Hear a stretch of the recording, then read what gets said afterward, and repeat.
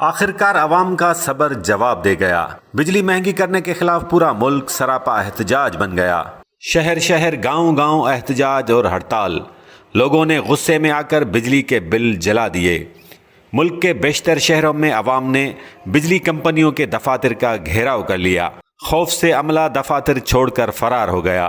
آج پورے ملک میں مہنگی بجلی کے خلاف عوام نے اپنا تاریخی احتجاج ریکارڈ کرا لیا ہے۔ ملک کے بیشتر شہروں میں آج شٹر بند ہڑتال کی گئی، جبکہ احتجاجی مظاہروں میں مجموعی طور پر لاکھوں لوگوں نے شرکت کر کے مہنگی بجلی کے خلاف آواز بلند کی۔ عوام کے سخت احتجاج کے بعد حکومت سر پکڑ کر بیٹھ گئی ہے۔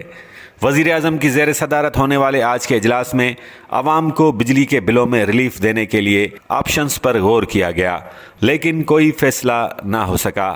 ذرائع کا کہنا ہے کہ وزیر اعظم کی زیر صدارت ہونے والے اجلاس میں سرکاری ملازمین کو مفت بجلی فراہمی سہولت واپس لینے پر بھی غور کیا گیا۔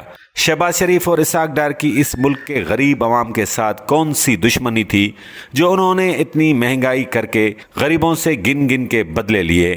اب حالت یہ ہے کہ غریب لوگ بجلی کے بھاری بھرکم بل ادا کرنے کے لیے اپنے گھر کا سامان بیچنے پر مجبور ہو گئے ہیں۔ کوئی سونا بیچ رہا ہے، کوئی واشنگ مشین، کوئی اے سی، کوئی فریج، تو کوئی دوسرا سامان۔ لیکن یہ سلسلہ کب تک چلتا رہے گا؟ آخر غریب لوگ کتنا سامان بیچیں گے؟ سابقہ حکمرانوں نے اس ملک کے غریب عوام پر ظلم کے ایسے پہاڑ گرائے ہیں جن کو سوچ کر بھی لرزہ طاری ہو جاتا ہے۔ ان کھرب پتی سیاستدانوں نے اپنا پیسہ، کرسی اور سیاست بچانے کی خاطر عوام کو قربانی کا بکرا بنایا۔ ان حکمرانوں کو علم تھا کہ اس ملک کے عوام سوتے رہتے ہیں، سو انہوں نے بغیر عوامی رد عمل کی فکر کے عوام پر مہنگائی کے بم گرائے اور اس ملک کے عوام خاموشی سے تماشا دیکھتے رہے۔